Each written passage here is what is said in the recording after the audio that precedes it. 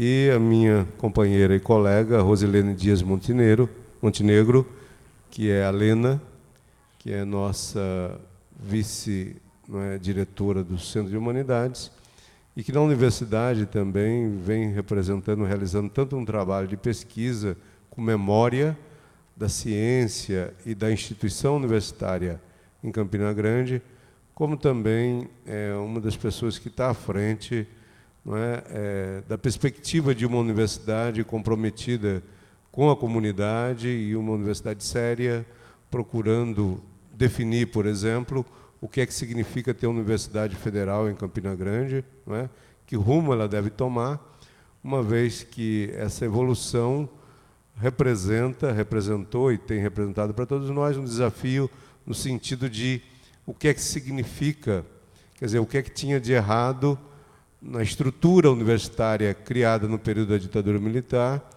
e, num certo sentido, que foi a experiência da UFPB, da Universidade Federal da Paraíba. Então, a Lena tem sido, junto com outros colegas, companheiros, uma pessoa que, tanto do lado do movimento docente, como do lado da militância na sala de aula, como da pesquisa, representa essa busca. Então, é um prazer grande estar aqui nessa mesa. Bem, vou tentar ver se eu consigo desenvolver aqui um bocado de ideias que, para mim, quando eu penso, estão todas muito ligadas, mas, às vezes, eu penso que o desafio de falar pode ser muito, digamos assim, na hora da gente, de fato, transformar isso, seja em conceitos, seja em palavras, em argumentação, talvez mais difícil. Bem, dentro da perspectiva dessa mesa, que é pensar o mundo global e a realidade local, e o que é que isso representa para nós, essa conjuntura, em termos de desafios para a nossa vida social e coletiva, eu propus o seguinte título para a minha apresentação: Pensar e agir local e global, desafios da atual conjuntura. Esse título, não sei se vocês percebem, mas é uma tentativa de recolocar o lema do Fórum Social Mundial, que começou com a proposta de pensar global e agir local. Então, nós temos que pensar o mundo, a evolução, as transformações, mas, ao mesmo tempo, temos que atuar, e a nossa força estaria em atuar na nossa comunidade, no nosso contexto imediato.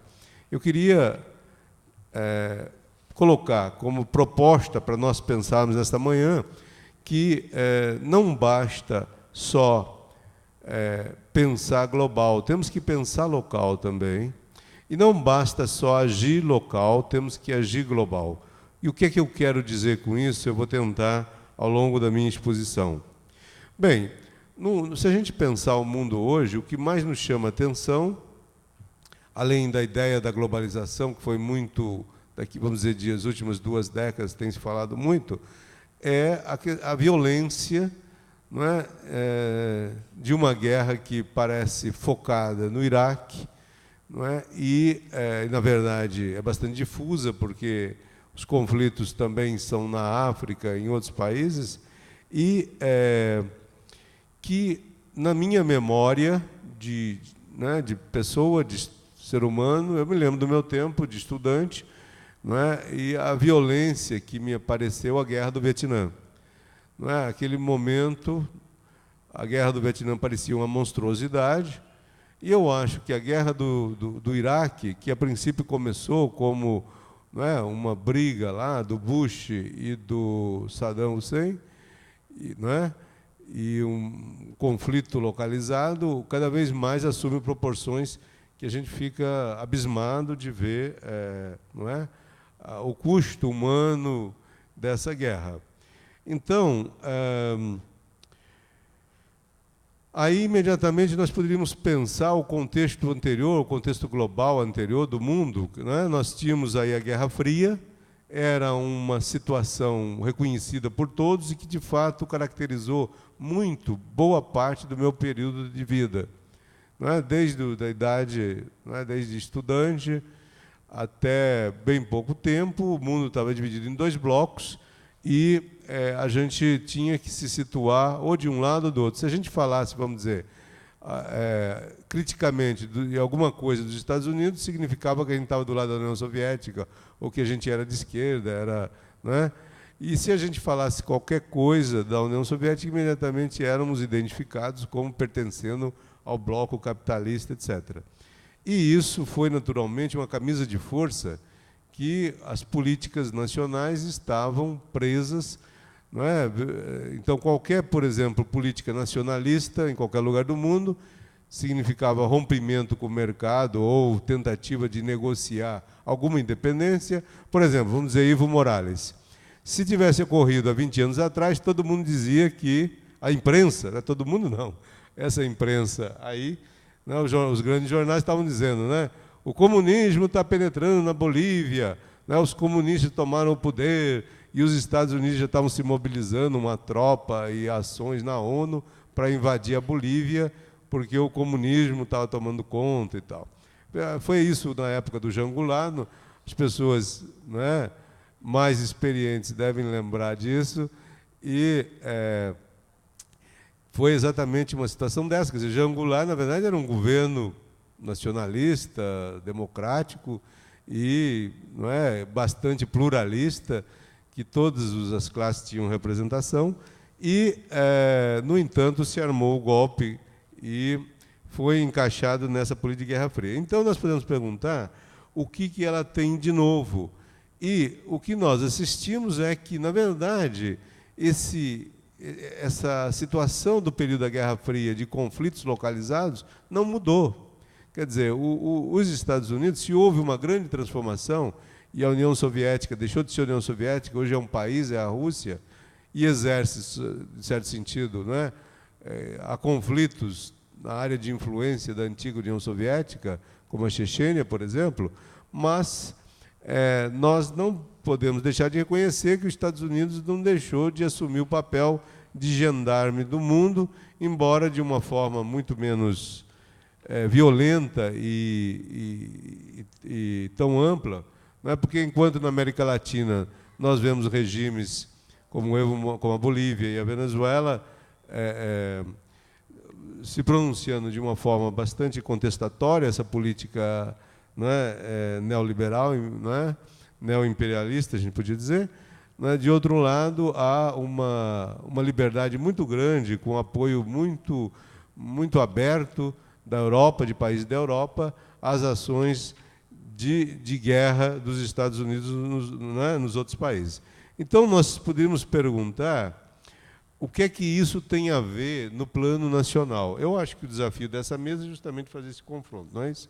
Então, no plano nacional, eu vejo, por exemplo, a participação do Brasil, embora tenha havido um avanço nesse governo atual, não é, na maneira de conduzir a política internacional, mas uma grande vacilação de ocupar um papel mais destacado nesse ambiente de guerra.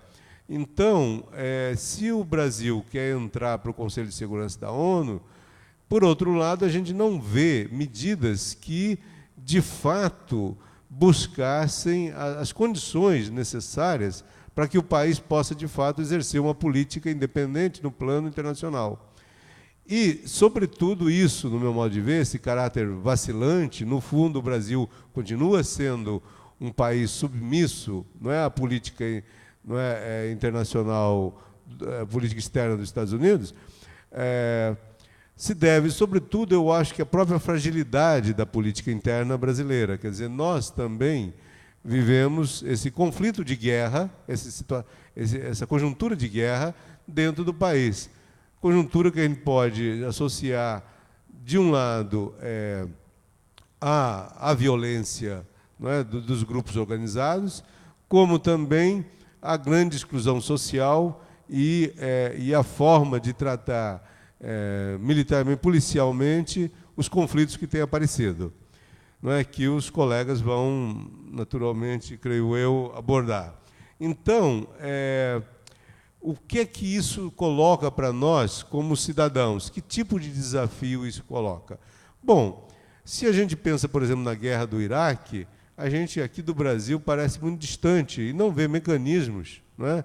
Na época de 68, pelo menos eu, como estudante, saía às ruas protestando, e às vezes de forma até bastante, sei lá, né, espontânea, radical, violenta, sei lá, contra isso, mas foi uma ação extremamente politizada, criativa, porque eu me lembro da gente como estudante lá, tentando fazer bomba molotov e jogando contra o Citibank, né, na Avenida São João, em São Paulo, né, e arrancando pó, esses, né, pontos de ônibus para quebrar as portas do Citibank. É evidente que era uma ação, vamos dizer assim, entre aspas, né, de menino, de moleque, se quiserem chamar, mas a gente não tinha a menor noção do que é que estava fazendo, no sentido de ter pensado aquela ação, não é? Então, mas era uma tentativa de mostrar para aquela cidade, para a opinião pública, para a nação brasileira, que existia uma guerra de uma nação poderosa contra uma nação de camponeses que, no fundo, queria a sua liberdade, queria definir a sua história. Nada mais do que isso queria o Vietnã. Então, era uma forma da gente dizer, nós somos cidadãos do mundo, nós não podemos ir para o Vietnã para lutar, mas nós queremos deixar que o mundo saiba que a gente está contra isso, né? Bem, então, eu acho que é dessa forma que a gente deve ver aquele radicalismo, né? A tentativa, e hoje, está muito presente na minha cabeça, eu vi no vídeo uma entrevista do professor Ottaviani, no qual ele comentava o livro dele o último livro sobre globalização, não é?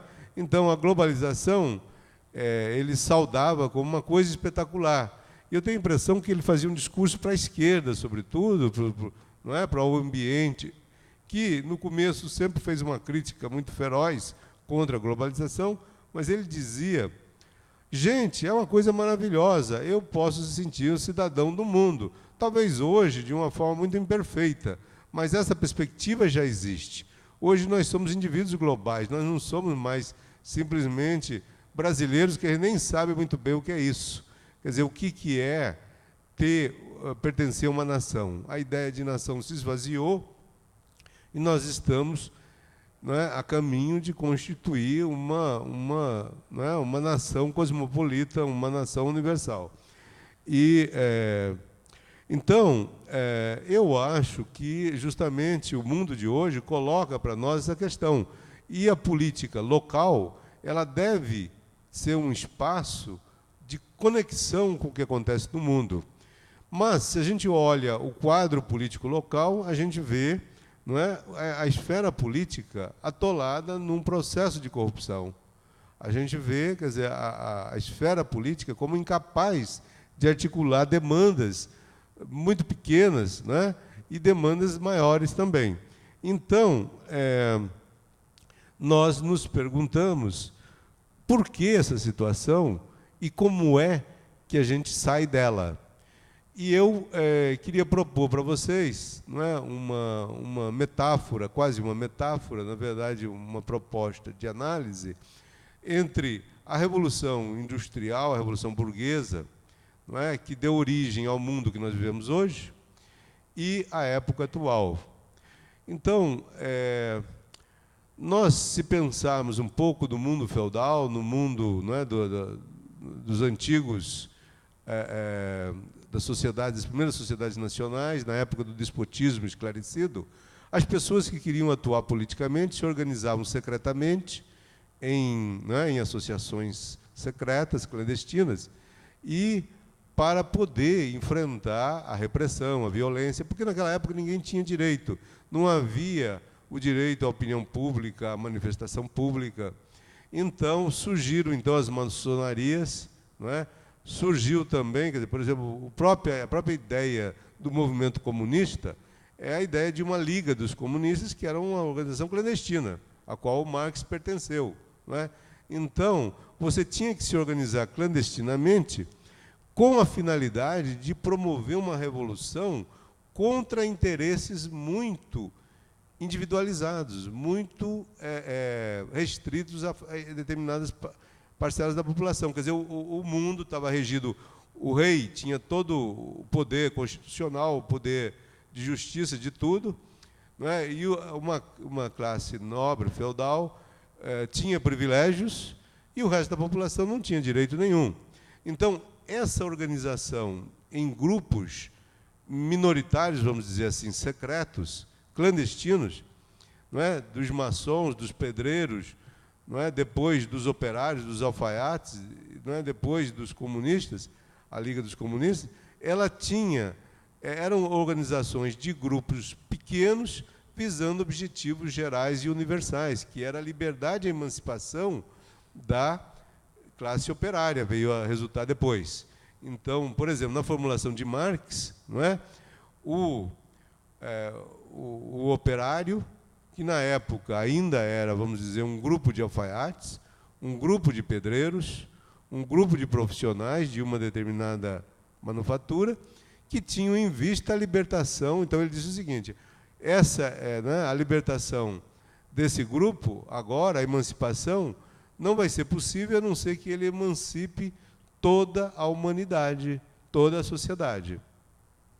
E hoje, para fazer um contraponto, nós vemos associações fechadas tentando defender privilégios. Não estou dando aqui um salto, mas eu acho que a ideia é muito fácil de entender. A gente vê, por exemplo, uma OAB organizada como um grupo feudal, não é? Corporativo, para defender privilégios de advogados, que garante uma legislação em que os criminosos têm 30, eu ouvi dizer, não sou conhecedor da matéria, mas vamos dizer, 35 possibilidades de recursos de atrapalhar um processo que, não é, fazem com que criminosos famosos, recentemente em Campina Grande nós tivemos aí o julgamento, não é, de um caso que repercutiu muito, o caso Dallas, não é, em que o mandante do assassinato saiu livre, não é, e a gente vê assim 3, 4 advogados famosos, do outro lado um promotor exercendo uma função pública. Então a gente percebe o seguinte, quer dizer, vai para a cadeia só aquele que não tiver dinheiro. Então você vê, a OAB defende um Estado de Direito dessa natureza, porque isso é naturalmente um ganha-pão para uma corporação. Se nós vemos, por exemplo, os postos de gasolina em João Pessoa organizados como uma corporação. Vamos dar um outro exemplo, mudando, não é? Não sei se o Rosilene concorda comigo, num certo sentido, o movimento docente, não é? De um modo geral, e das universidades federais, tem agido também como uma corporação, porque nos últimos anos tem defendido ganhos, não é? Salariais e não é? A carreira, o que é muito importante, mas não tem colocado isso dentro de uma perspectiva de melhora do ensino, de conexão com a sociedade, com a comunidade, não é? E tem se reduzido a um sindicato de uma corporação.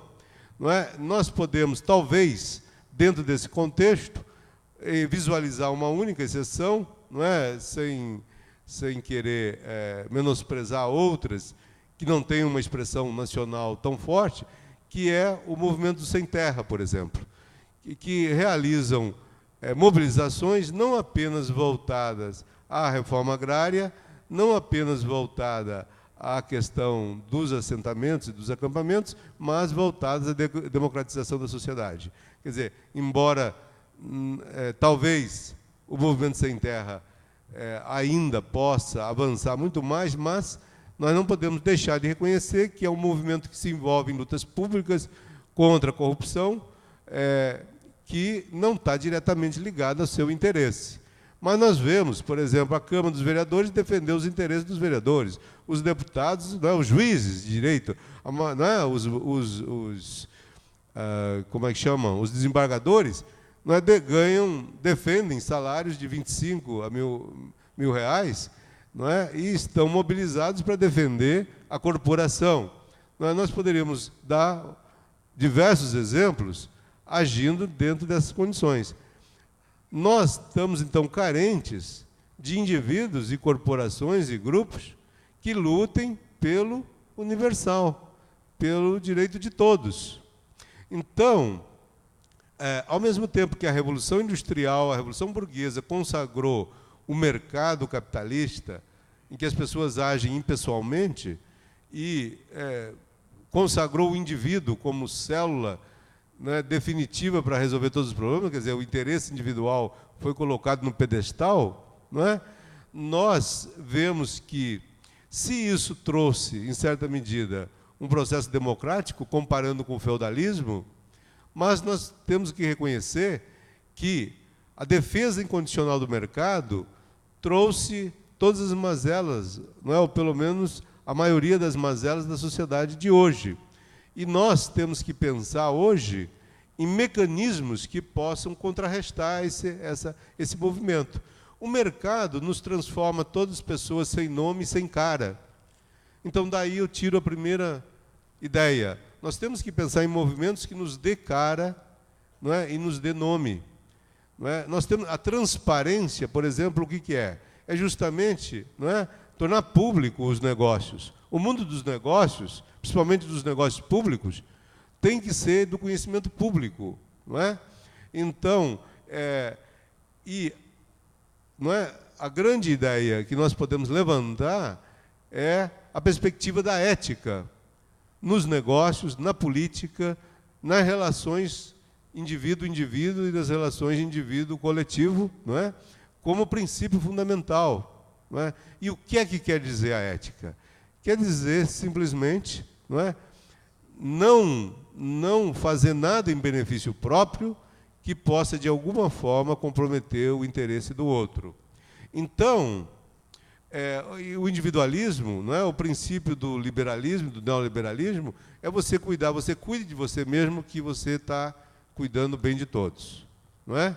Produzir e vender mercadorias pelo melhor preço, que o mercado vai obrigar você a vender o preço de mercado, e se você fizer isso, o mercado se desenvolve e todo mundo participa do mercado, e o mundo vai ser um mundo de felicidade.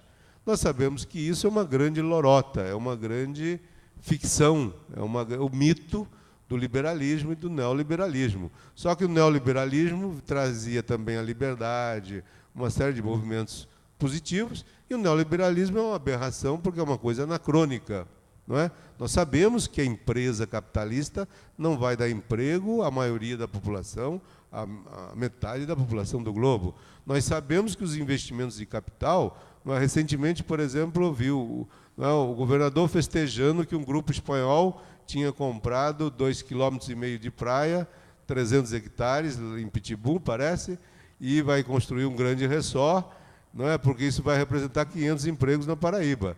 Quer dizer, ele pensa que isso é uma maravilha, quer dizer, mas isso pode representar também desemprego e expulsão de uma quantidade enorme de gente que ocupa essas áreas e a possibilidade de um turismo que crescesse a partir da população local e a partir das potencialidades locais.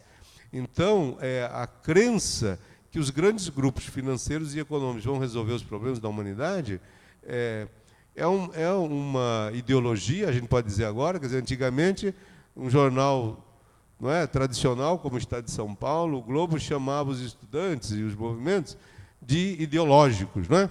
Mesmo, por exemplo, a questão da CELB, levantou-se esse argumento, quer dizer, nós queríamos uma empresa pública preservar e nós éramos ideológicos. O que significava ideológico? A gente não tinha nenhum argumento sério, fundamentado. A gente queria aquilo porque a gente era fanatizado pela ideia, né, da empresa estatal. Quando, na verdade, a gente tinha uma série de argumentos para isso. Então, hoje nós podemos dizer que o neoliberalismo, não é, essa crença, essa defesa dos grupos financeiros e empresariais, como puramente uma ideologia nesse sentido, porque não tem nenhum fundamento real, não traz emprego de fato, não traz desenvolvimento, não traz respeito à natureza, não traz respeito à diversidade étnica, cultural, etc., das populações. Então, nós temos que pensar em mecanismos, e nessa medida, eu queria defender aqui a necessidade da gente participar da política, a necessidade da gente participar dos movimentos religiosos, dos movimentos sociais. Eu acho, quer dizer, todos aqueles movimentos que possam nos ajudar a ir nas tradições e recuperar valores para a gente lutar contra as formas de exclusão são extremamente importantes. Então, a história, o passado, é o nosso baú vamos dizer assim, permita usar essa imagem, não me ocorre outra, onde a gente pode buscar, não é, bastante ideias e noções que correspondem a valores humanos que foram trabalhados na época que o homem vivia em comunidades pequenas, não é? Nas sociedades primitivas, chamadas de primitivas, mas na verdade eram extremamente desenvolvidas em muitos aspectos, nas sociedades tribais, não é? Na África, nas sociedades indígenas. Daí a importância da recuperação de valores, de práticas, de métodos de cura dessas sociedades. Então, meu tempo, eu acho que eu já avancei bastante, então eu queria finalizar trazendo justamente essa questão. Quer dizer, eu acho que nós precisamos buscar formas de agir local e de pensar o local também pensando no global, porque a questão ambiental não é uma questão externa do mundo, é uma questão local também. É uma questão do lixo, é uma questão de você ter mais árvores próximas à tua casa, não é? Para você não sofrer com esse calor, não é, abrasador. É você perceber que as ações coletivas têm a ver muito conosco, não é romper com essa contradição entre o indivíduo e a coletividade. Tudo que ajudar, não é? Então, veja só, a tendência do mundo contemporâneo. Há um problema de segurança, a gente fecha um muro, não é, na casa, ou contrata um vigilante, ou vai morar num condomínio. Há um problema de educação, então eu boto meu filho na escola privada. Resolvo o meu problema, né? Há um problema de saúde, então eu faço um plano de saúde e pago, não é? Fico sacrificado também por isso. Mas não há uma perspectiva de tornar as cidades abertas, não é? E que todos possam viver com segurança. Não há perspectiva de uma saúde igual para todos. Por quê? Porque nós temos um peso no passado, uma dívida que não quisemos resolver. Nós, que eu digo, eu e todos, porque eu não quero jogar a culpa só nos políticos. Então, por exemplo, tem as dívidas sociais. Então, para não ter... Se tivesse hospitais bons da rede pública, aí o sujeito do Pedregal, o mesmo que o professor do conjunto, né, do conjunto dos professores, ou então um ricaço qualquer, teria o mesmo tratamento. Mas isso não está certo. Não é que a gente viu aquele pobre lascado vai ter um tratamento lá bom. O cara está acostumado com correr no posto de saúde, tomar um remedinho qualquer na farmácia. Não é? Nós estamos muito acostumados a essa sociedade. Nós temos que romper com isso. E temos que perceber que a nossa segurança é a segurança do pobre, do favelado, do analfabeto, né? do excluído de educação, né? Do não alfabetizado. Nós temos que aprender que a nossa grande cultura, nós vamos ter, quem sabe, um prêmio Nobel quando a nossa população for toda alfabetizada, escolarizada, não é? Aí, quem sabe, até a gente mereça ganhar um prêmio Nobel. Mas a gente tem, vamos dizer, 100 cientistas e 100 milhões de pessoas que não têm leitura, que sentido tem dar um prêmio Nobel da Paz? Bom, então, em conjunto, seriam essas ideias para provocar um debate nessa manhã. Muito obrigado.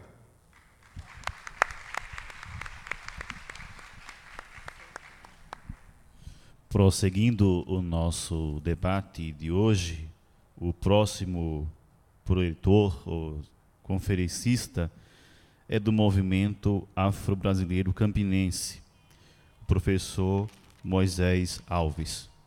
25 minutos.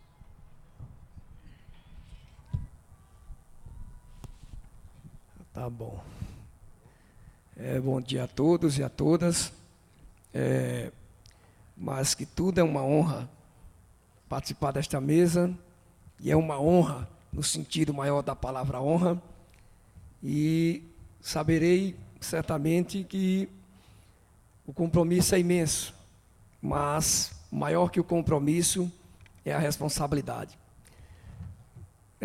Professora Rosilene, o reverendo Antônio Carlos, o companheiro das causas sociais, Tavares e o nosso eterno companheiro Edgar Malagodi, e ao qual eu tive a honra de participar dos momentos políticos intensivos dessa cidade e absolutamente importantes.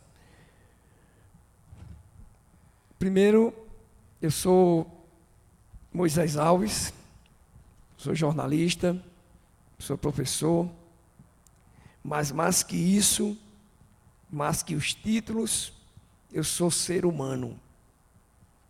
Peço licença aos meus antepassados, aos meus ancestrais, aos orixás e todas as divindades que por excelência do evento, que por excelência do momento, fazem parte dessa festa, dessa discussão social, espiritual e humana. Sintam-se todos saudados por nossa nação afro-brasileira. O tema que aqui nos traz, de relevância absolutamente profunda e de responsabilidade bem maior que a profundidade, essa discussão da globalização que vem se arrastando por muito tempo nas instituições ditas de discussão social deste país, de uma certa forma, mesa honrada, plateia honrada, eu tenho lá as minhas preocupações e levo as minhas preocupações para o coletivo do qual eu faço parte. Primeiro porque a globalização, mais que tudo, é perversa. Perversa porque tenta unificar o unificável. Somos diferentes porque somos pessoas únicas. Portanto, temos culturas diferentes, temos economias diferentes, temos realidades diferentes. O tema proposto em nível de toda a programação, na programação macro da nova consciência, não poderia ser tão bem oportuno: educação e paz. E eu refletia durante a minha trajetória no campo da educação que a globalização, repito, perversa, tem usado a educação para fazer uma coisa que nós popularmente chamamos de casca de banana, que é o escorrego do corte social já existente nesse país, professor Edgar Malagodi. E uma coisa que sempre me chama a atenção, as pessoas reclamam da escola pública, e eu digo que a escola pública é de qualidade e é viável. Talvez inviável sejam as políticas públicas para a escola pública. E nesse instante, eu ficava indagando por que é que muitas vezes nós, e aí porque eu trabalho sempre com o coletivo, reclamamos da escola pública,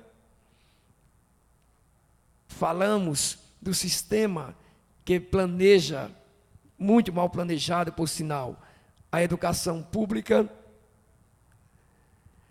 e essas mesmas pessoas, quando têm a oportunidade, elas imediatamente colocam os seus filhos, e a gente tem visto isso, inclusive em quem reclama, na escola privada.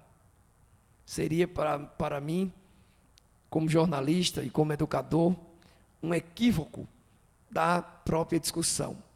Porque se eu reclamo de uma determinada situação, não basta apenas reclamar. Precisamos atuar, precisamos estar presente.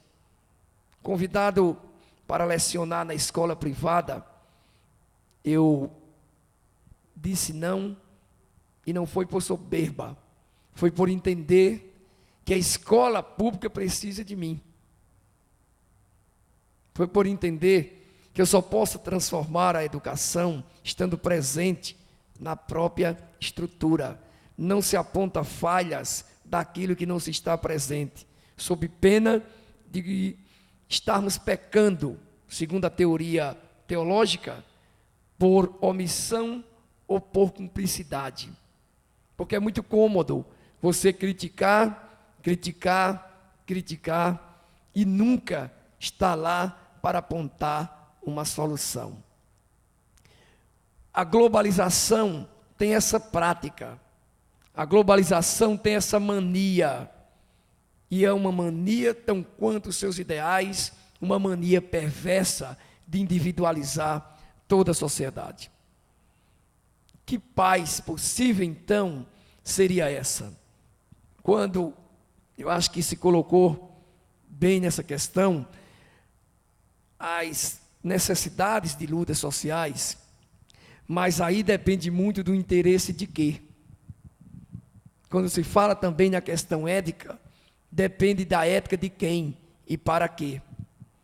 Nós estamos sempre falando, talvez até estamos batendo na mesma tecla. E pegar um exemplo muito simples, para que entendamos essa conjuntura. Havia uma luta nesta cidade há pouco tempo, o não aumento das passagens de ônibus. E nós víamos quanto era forçante a luta, quanto era penosa, mas todas as instituições de lutas estiveram quase que omissas a uma luta que era de todos. E aí eu fiquei preocupado. Que transformação então é essa que nós ficamos exigindo e que muitas vezes não estamos lá? Colocava para a professora Rose, que chama assim por carinho, que tem uma preocupação com essa história da discussão social exatamente por isso. Quando a própria universidade, que utiliza os guetos, que utiliza as favelas, que utiliza inclusive a discussão da legalidade social, transforma esta mesma legalidade em norma e sujeito.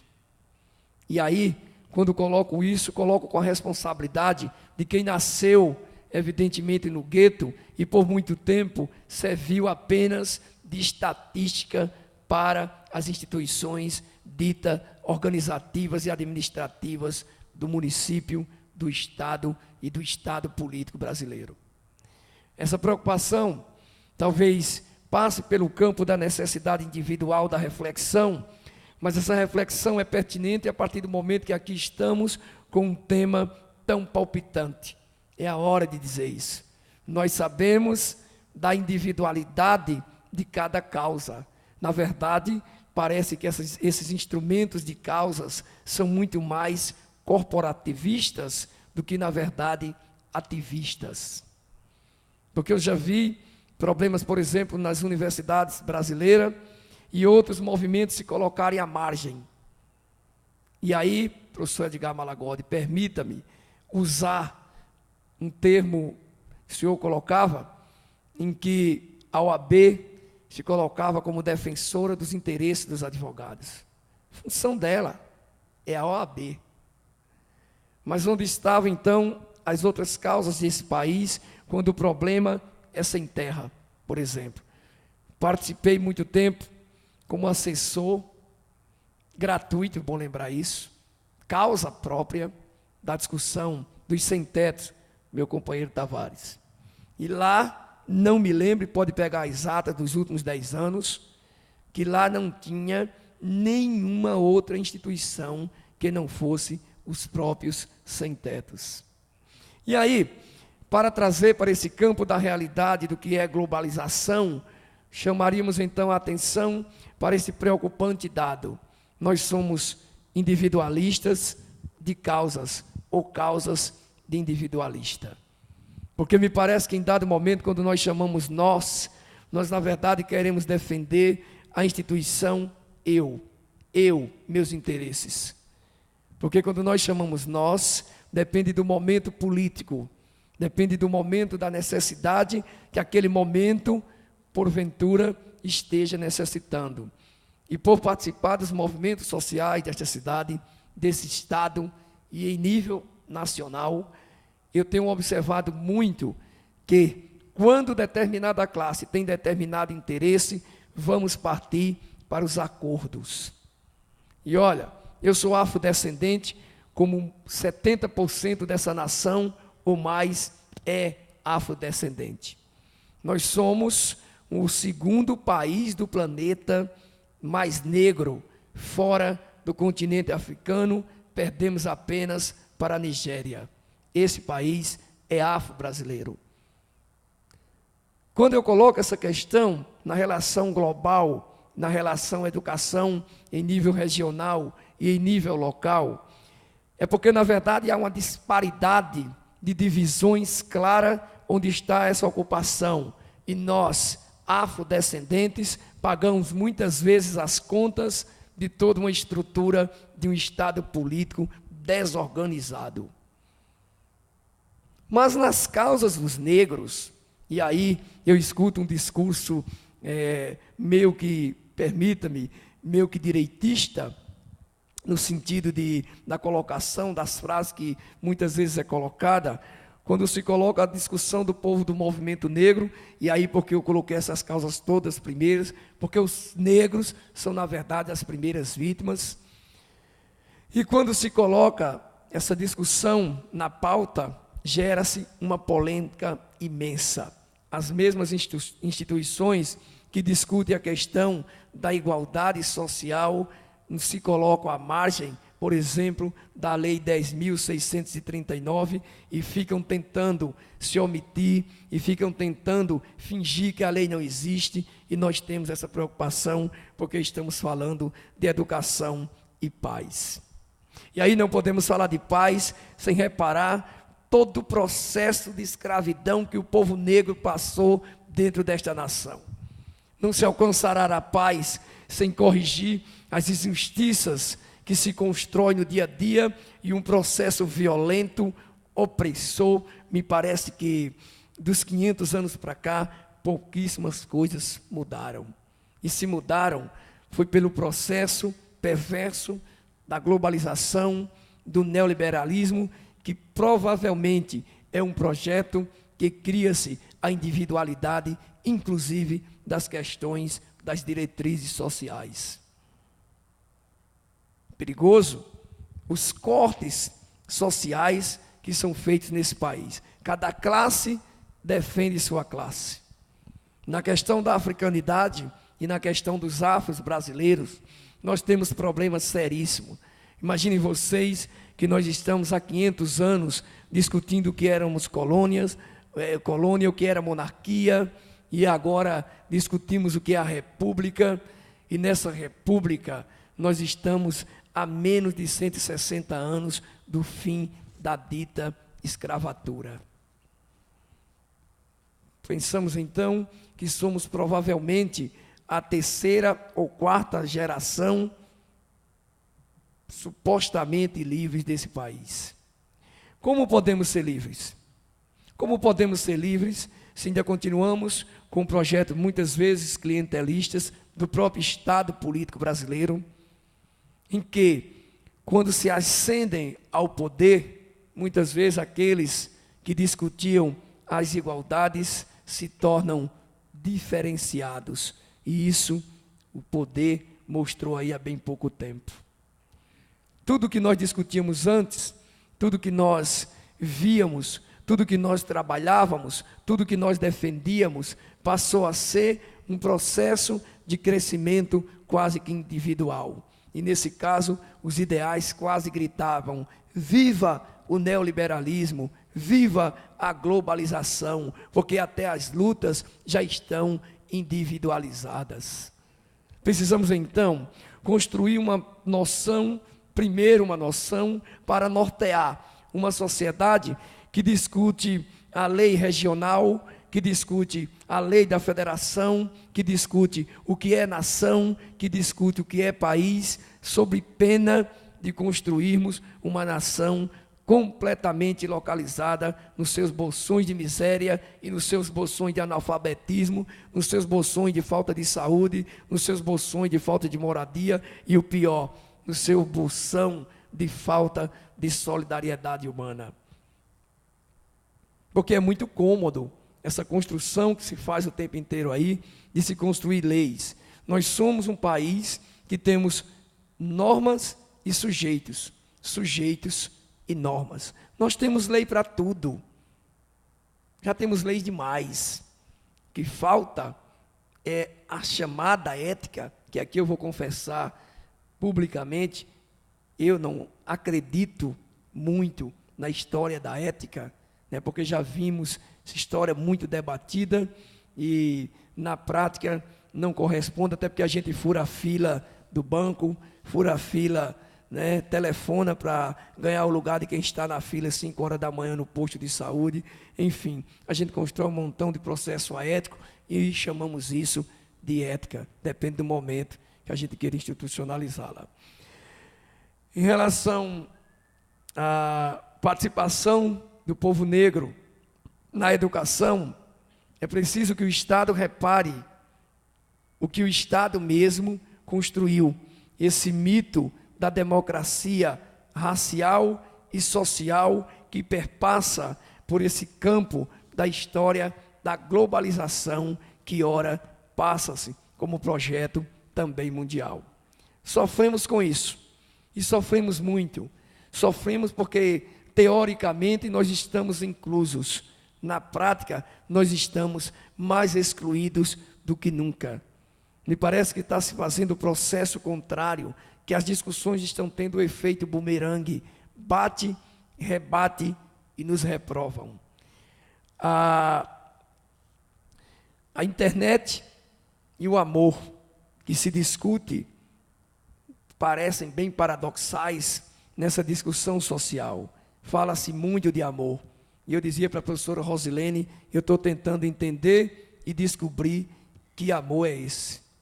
O amor que individualiza pelo processo da globalização e o amor que muitas vezes está por trás das teorias acadêmicas, das teorias científicas, das teorias mitológicas, mas que nos deixa com sede da teoria absolutamente humana. E aí tem processo para tudo. A globalização tem trabalhado as questões religiosas, que é um tema que está nas discussões e que está muito presente nas nossas vidas. A religião, e aí tem uma lei para a obrigação do ensino religioso. Percebam como nós somos das normas. Por que que tem a lei, então? Por que que o povo negro não está na grade da discussão da religião dentro das escolas públicas e privadas? Estive observando a grade de formação de proposta das diretrizes de educação e lá tinha apenas 2 religiões. Engraçado é que tinha já os blocos prontos para essas religiões. Como nós vamos reparar um processo de marginalização? Como é que nós vamos reparar um processo de desamor, um processo de desencanto social, quando a própria educação, instrumento da promoção da paz, da igualdade e da tolerância, ainda não se propõe a assumir de frente esse grande foco do papel, da problemática do aprendizado e do analfabetismo brasileiro. E me parece que se entende muito que analfabetismo é alguém que não faz leitura daquilo que é literal.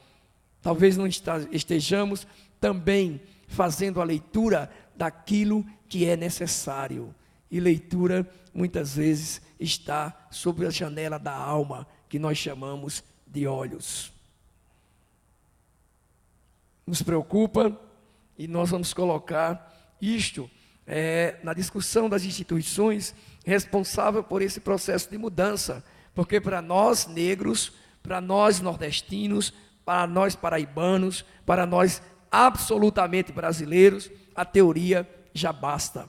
Semana eu tive a oportunidade de providenciar um seminário da educação no interior menor da Paraíba e pude constatar que o que se comenta e o que se é há uma enorme distância, muito grande. O processo que passa o Cariri paraibano é um processo de degradação que não é só a degradação ambiental, é a degradação ambiental humana, há um esfacelamento, há uma propaganda muito grande, e aí vai o problema da localização, Edgar, da questão da globalização. Há uma propaganda muito grande, sul e sudestina, por esse interior aí, que é a salvação da lavoura. Enquanto isso, teoricamente, as instituições estão discutindo projetos e projetos da reforma da agricultura no país. O que mantém o homem no campo é a agricultura. O Sudeste tem lá as suas intenções. E aí aparece de maneira prática a transformação social perversa, que é a globalização em qualquer nível. E pior, nós, afro-brasileiros, pagamos a conta. Estamos na estatística. A cada 20 negros de localidades quilombolas, um consegue chegar na universidade. Então, como podemos falar de paz? Como podemos falar de paz enquanto que a nossa religião é discriminada, absolutamente discriminada? Vocês já viram algum templo de candomblé no centro de Campina Grande? Incrível, né? E nós estamos falando de paz. Por que seria que nós temos uma realidade em relação à religiosidade espiritual? Por que as pessoas que imaginam que são brancas só vão ao templo de candomblé depois de 8 da noite? Estranho, não? E nós estamos falando de transformação. Nós estamos falando de aceitar o outro por um eclipse da discussão educacional, social. São globalizações locais. Deve ser porque os tambores à noite devem tocar mais forte para que os orixás se manifestem mais frios. Então isso não aconteceria. Para concluir, eu gostaria de provocar os partidos políticos, as instituições religiosas, as universidades, as secretarias de educação, aos defensores ou não de uma ética, os interesses à parte. Vamos construir de verdade. E aí o nós que aqui sai não é o nós do eu, é o nós de verdade. Falar de paz, de educação e de transformação, não precisaríamos então da Lei 10.639. Falar de paz, de amor, de educação, não precisaríamos nem das normas e precisaríamos muito mais do sujeito. Para que a LDB, se a educação é quem transforma? A responsabilidade então é conjunta, porque todos nós, do gueto, todos nós da favela, todos nós dos bairros nobres, todos nós dos bolsões de miséria, todos nós dos shoppings, somos, direto ou indiretamente, pagadores de impostos. E esse mesmo imposto, da classe que domina, parece que tem um custo diferenciado da classe dominada, meu caro Edgar Malagodi. E é por isso que eu continuarei atento, com os olhos absolutamente arregalados, no bom sentido, para essas propostas, que muitas vezes, e aí eu confesso, são propostas apenas teóricas, porque a realidade que nós vivemos na educação, a realidade que nós vivemos da sociedade brasileira, dos bolsões de miséria, Edgar, que cresce às margens de Campina Grande, do problema ambiental que passa bairros pobres, porque o problema do povo negro, olha, está na questão também ambiental. E aí não adianta a gente fingir, não adianta a gente usar termos absolutamente científicos. Eu estou falando numa linguagem em que a gente possa se relacionar para facilitar que nós entendemos tudo isso. Não é à toa que, por exemplo, as indústrias que trabalham com química são, coincidentemente, nos bolsões mais pobres. E nos bolsões mais pobres estão esmagadoramente a maioria do povo negro. São dados que a gente precisa alertar-se. Por que então cuidar do meio ambiente? E o que é que tem a ver o negro com o meio ambiente?